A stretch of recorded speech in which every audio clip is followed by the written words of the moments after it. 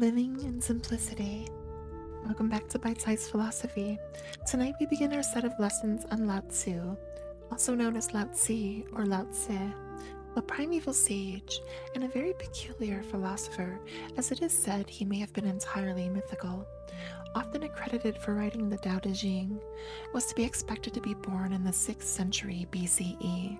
He's acknowledged as the originator of Taoism, a way of life and reasoning that emphasizes harmony with the Tao, the substratum that aids all existence.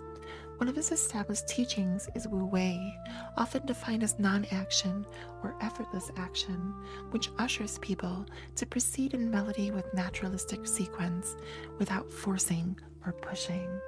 Wu Wei grasps that by bestriding life's existing streams and molting needless tensity, one can attain a position of calm and balance. Lao Tzu trusted that combating against the natural vibration leads to disorder and anxiety. Alternatively, he advocated subsisting by nature's balanced drumbeat, where efforts unfurl as naturally as drawing breath, and outcomes follow without weighty endeavor. His perception on Wu Wei remains spectacularly pertinent, persuading us to recall the principles of ease and the reward of allowing things to happen naturally. In a society that commends ceaseless labor, Wu Wei stands separately, prodding us to toil with nature instead of powering our way past it.